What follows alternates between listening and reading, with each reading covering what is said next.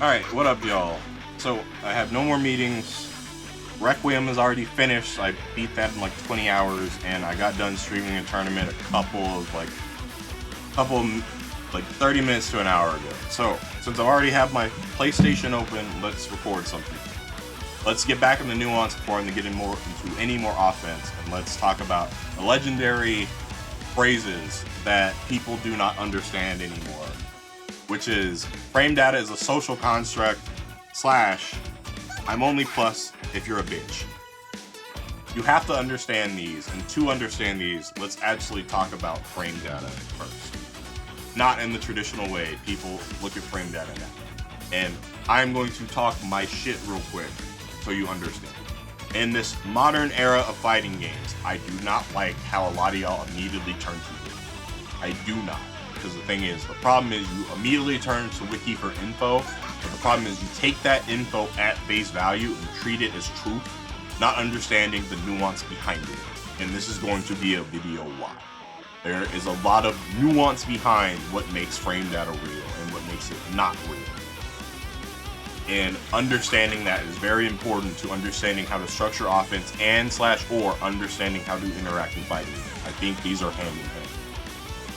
So, for example, let's start with actually talking about frame advantage. Let's straight up talk about how frame advantage.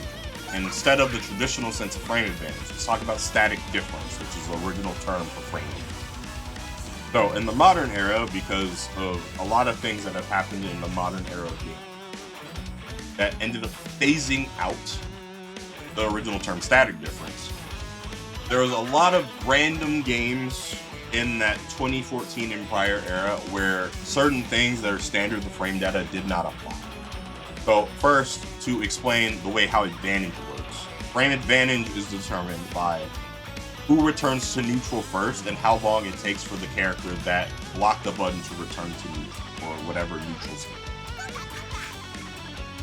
For example, if a button's +1, right, that means the attacker returns to neutral state 1 frame faster than the defender. The problem with this, and this is why I hate it, and I prefer static difference, is actually because of the fact that static difference covers for nuance in it, while frame advantage does not. It just says what the frame advantage is. It doesn't cover for nuance.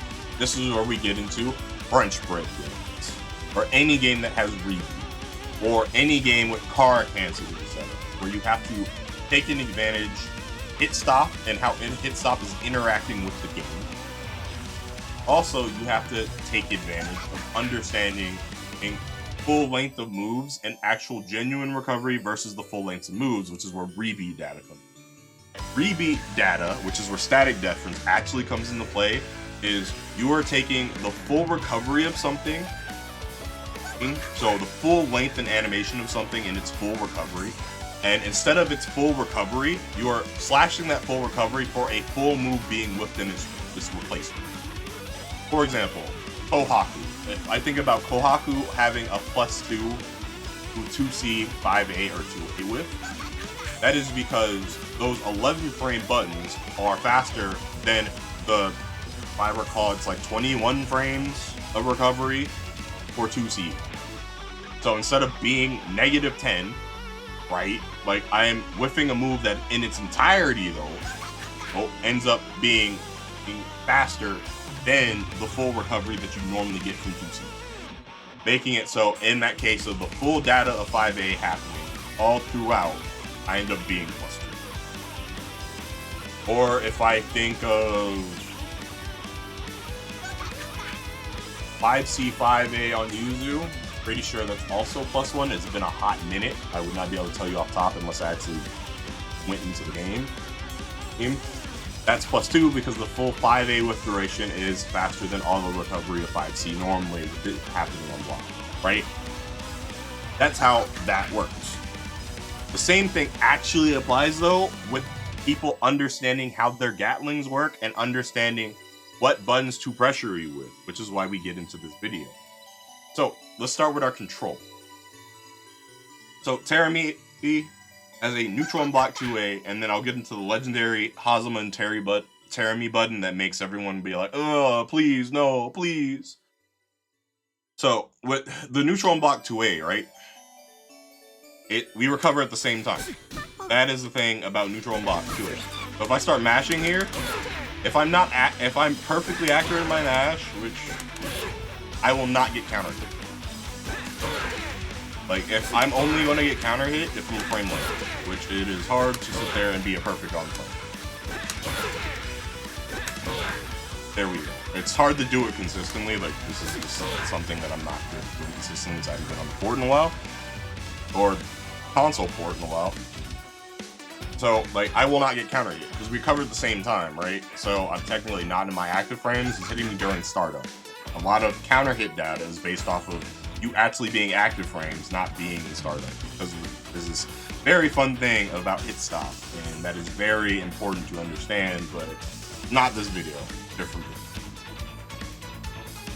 So, right, that means I don't get counter hit, so I have room to do something, but I don't have enough room to do something where I can't possibly be punished for it. Well, then we have to consider this is a game where backdashes have inbuilt, right? And one thing I love about being a Tau player is that when I personally do not treat this as the Tau Bible. Well, one thing I consider good about actual good Tau players is they understand how to abuse their backdash, because it's not a Murakumo backdash. The thing is, she has basically the quickest backdash in the game, where like literally you can sit there and mash this into itself, and you're just like having a free day if you actually have time. Right? It's a perfect thing to like keep in mind. So the thing is, with it being neutral here, if I'm perfect with my timing, which let's see if I can get it, I backdash through the 5B. Completely after a block, I completely backdash through the 5B.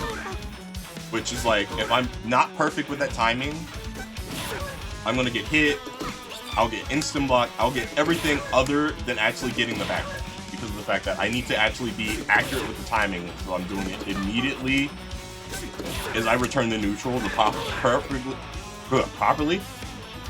Couldn't do words. Actually backdash through this gap, which this is like an actual hard gap to sit there and do naturally if you're actually doing it. Like, it is not easy. Like, I will assure you that it's not an easy gap to actually backdash.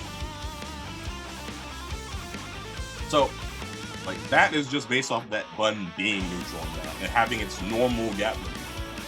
The thing is that again, if you paid attention to the prior video I did on ambiguity, sometimes to catch people off on certain timings deliberately, especially because of people like instant blocking, right?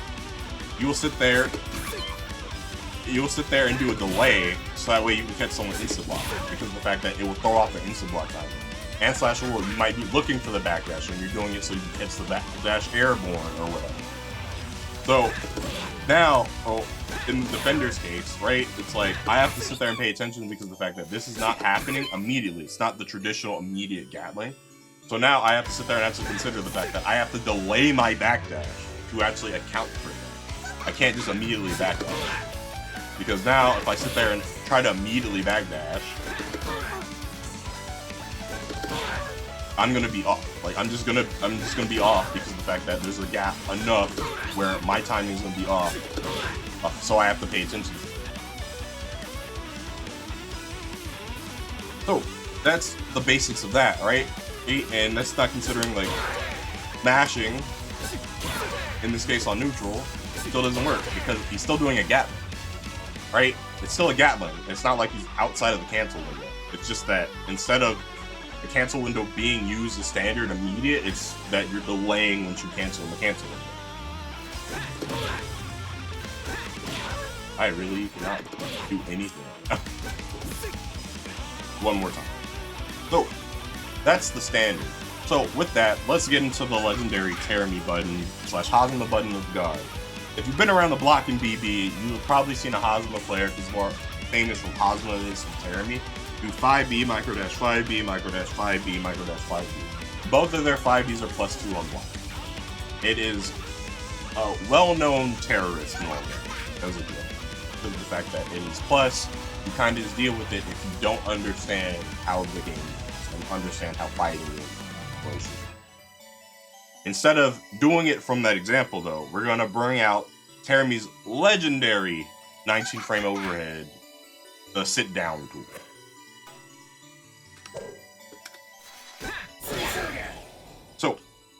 The thing about this overhead, it is 19 frames. In the case of 2A, neutral on block. In the case of 5B, plus 2 on block. It is not changing that the move after it is 19 frames, but what is changing is when I am recovering. That is the big difference. And just because I am recovering later into the move does not mean that the 19 frame on block move is okay. Let's just start from there. So this is why we're starting with 2A. Like, a lot of people originally thought this was +1. Like, this 2A was +1. It's not, it's neutral. So, with that being the case, we are recovering at the same time. Like, legitimately recovering at the same time. So if I am perfectly timed, I will always get a trade on 5C. I will always trade with this move. Like, legitimately, I will always legitimately trade with this move. That is because of the fact that I am using a move that is basically within the same frame data range, so once they're both active, we are trading active frame data. Right? That's how a trade works. So, but the thing about that is that, keep in mind, I am doing a move that trades. That is not stopping the button that is neutral. I'm just doing a button that trades for that example. So, if I sit there and do a move that's faster, I messed up my super jump TK, I will win. In a normal case of me getting that confirmed, if it's like mid-screen, I get that punish. It's like 4K. Corner combos, it depends what you're doing sides. So, in return for you not truly abusing your frame data, right, and you going with the guess, because of the fact that you do just throw out an overhead as a hope, and you're not, in most cases, you're not going to have genuine frame data actually support the overhead you're doing on block for most modern fighting games. I am going to win that if I actually call it out. That's once we get into the legendary 5B button, right? And the wrong button because I'm not used to doing. So now we're doing a +2 normal into doing the overhead, right? So +2, I'm recovering 2 frames later than I'm normally recovering into the overhead.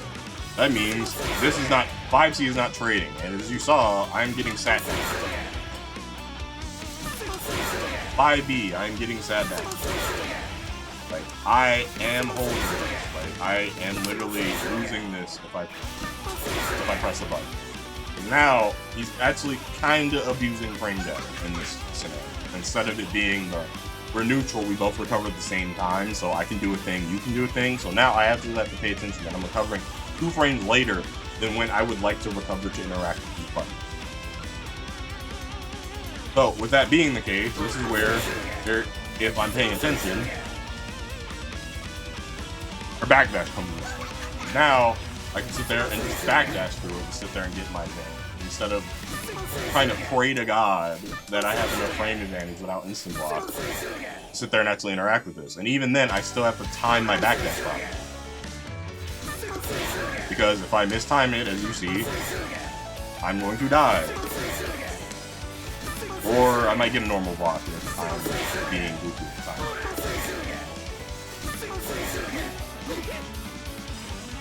But same can be said for this example, right? Because now, if we're going according to this, and I was expecting it to be later than it actually was, and it was an immediate example, I'm now going to get sat down for my backdash. Because now I have to sit there and actually consider that my backdash has to be later than I expect to actually backdash through the overhead. Because if I do the backdash immediately on recovery, as you saw, I get sat down. And in the case of Parami getting that as a starter, that's like 3.5k, if I recall. So then I take 3.5k off the dome for getting anti-aired by the freaking overhead. So you're playing with that nuance. And the thing is, this is why I'm doing this after the previous offense video, because of the fact that the ambiguity also matters into reward. And they're tied in a very unique way where you have to understand frame data exists, but frame data is only telling you the perfect scenario and not accounting for anything you press after.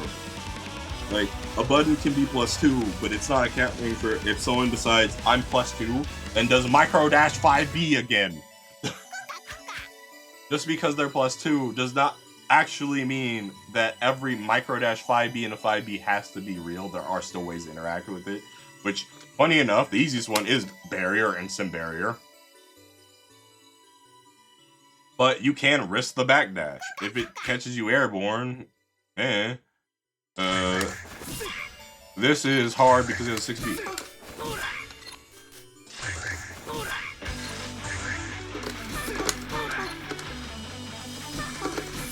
Like, okay, I can still backdash through it, like, this is me re-recording it just to make sure my timing was right. I can still backdash through it. Like, you can interact with it in different ways. That is not, you have to respect it because it's +2. Like, there is an illusion that you deal with once you're reading frame data exactly at what it is on paper and you're expecting it as such. There are layers to how you interact with frame data. It is not as simple as, this is plus, I have to respect it. No, it's not. It does not work that way. Like, if something is plus, the move after is what matters, not the move that is plus. Like, if the move after is fake, call it out for being fake if you have the ability to react and you can see it. If it's actually genuine, you're gonna know through the option because of the fact that if it's genuine, it's probably going to catch you. Like, this is plus, so I have to respect it thing, that, like, literally, that is a mass illusion that has been put on the masses that needs to go on. Like, the way you interact with frame data is actually dependent on what the person does, and that is where the ambiguity video that I did prior comes in. Because, again, I started with Lynn and pointing out that she has a 5B that's -2, right? Her 2A, her 5A, 8, and 5B are all -2. So it's basically a poke and it's -2. But the thing is, at the same time, it's like, you don't know, because I have Gatlings after that, if I'm going to do nothing or not. So not canceling on the -2 thing can actually end up being the safe thing and get you that extra pressure because of the fact that you don't know if I'm going to cancel or not, because of the fact that just because I'm -2 does not mean you know what I'm going to do with my cancel window. I would love to switch over to Persona so I can explain the gremlin of Chie, because she's the most abusive character that I know of in fighting games when it comes to cancel windows. Those and how many cancels she has. But that'd make the video too long. I already planned on this being 15, and I know I'm going probably closer to 20. But one thing I do with Chie, and I also do it with Tao in this game too, is that sometimes I will do like 5C on block and do nothing. Move is negative as hell. 5B on Chie is -7. Like, these are negative moves. But the thing is, because of like the ability of cancel windows, you don't know what I'm going to do after this move, because of the fact that I have such a long cancel window that you have to actually respect the fact that it's like, I am leaving the biggest ambiguity for you to deal with, because of the fact that it's like, I can do this button and do nothing, or I can do it and do other things that potentially make you lose 4K points. Like, you have to respect the fact that even once I'm at this point, I have such a long recovery and cancel window that you have to actually look at it and hope that I'm doing that. Because anything after this can counter hit you, and then you're taking more damage than you would ever want to in that scenario, just because I'm abusing the cancel. But that's also, like, this ties into the frame data, right? Because even if I'm abusing the cancel window, if something's negative, like, you're paying attention to the fact that it's negative until I do something else. So you have to keep in mind that it's like, yeah, I'm doing something that's negative on block, but you have to sit there and pay attention to the fact that even if it's negative on block, if I do nothing, you're fine. If I do something, you're fucked. So it's a mind game, and that's part of the nuance of fighting games. That's why I say fighting games are not black and white, and you have to look at the bigger picture. Again, the overarching thing of this whole entire series. The bigger picture that you look at actually is what matters. And what leads up to building this big picture is how do you get your wins. Because there's so many little things that are in the box that you have to sit there and be like, all right, these little things matter to build up the box. So with that, there's your little mindfuck of understanding that frame data is a social construct, but it's not at the same time. Alright, thank you for tuning in. You'll get another offensive video soon, sometime before I start my work hell, look like, for like a month straight. Later, y'all.